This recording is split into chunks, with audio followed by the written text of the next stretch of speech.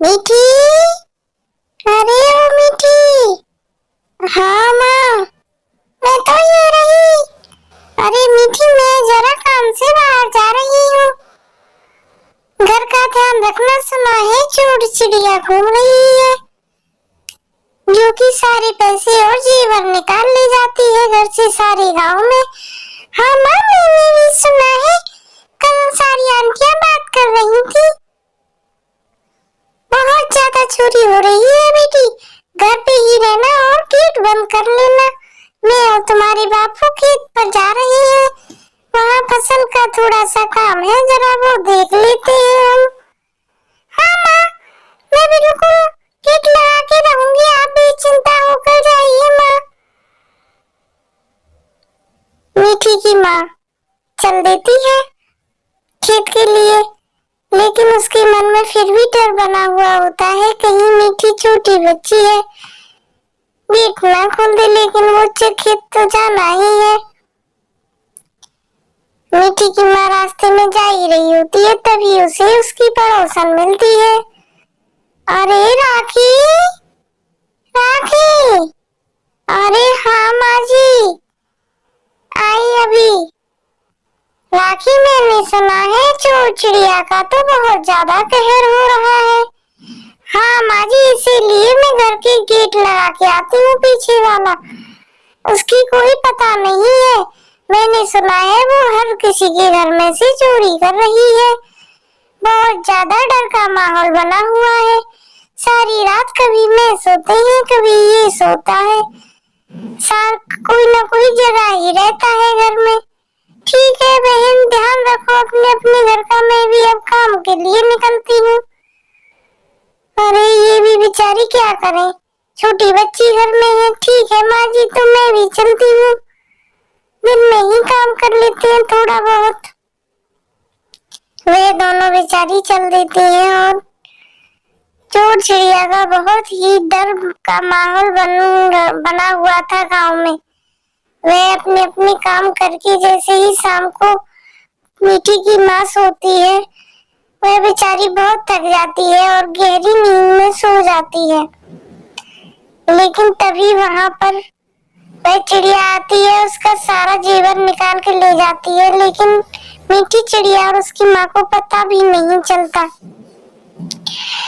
दूसरे दिन जब मीठी की माँ सुबह होती है, सब लोग आपस में बातें कर रहे होते हैं कि अरे वो चिड़िया चोर तो आई तो थी, हमने भी देखा था यहाँ पर, लेकिन पता नहीं किसके यहाँ आई। मैंने तो खूब आवाज भी लगाई थी। मीठी की माँ तो बिल्कुल भी नहीं सुनती, वह तो ऐसे सो जाती है। अरे दीदी, क्या करें, बेचारी सारा दिन काम जो करती रहती है। हाँ, कह तो सही रही हो। चारों तरफ चोर चिड़िया की ही बातें चल रही होती है। बेचारे सभी डरे हुए होते हैं और आपस में बातें करते हैं कि मीठी चिड़िया की माँ को देखा भी नहीं है हमने कल से। चलो कोई बात नहीं, वो दिखेंगी तो उनसे बोल देंगे जरा अच्छे से सोया करें। कभी इधर उधर झांक कर भी देख लिया करें घर की खिड़की से। वैसे ही चिड़िया बहुत परेशान कर रही है। चोर चिड़िया ढेर सारा पैसा उसके घर से ले जाती है और अपने लिए एक प्यारा सा पैसों का घर बनाया हुआ था, जिसमें वह सबके यहाँ से पैसे उठाती थी, उनको ले जाती थी। अरे आज तो मजा ही आ गया। मीठी के यहाँ से तो मैंने ढेर सारा पैसा चुरा लिया है और किसी को पता भी नहीं चला। आज तो दूसरा दिन भी हो चुका है। अगर किसी को पता चल जाता तो आ ही जाते। मैं तो एक दिन बहुत ज्यादा पैसे वाली हो जाऊंगी।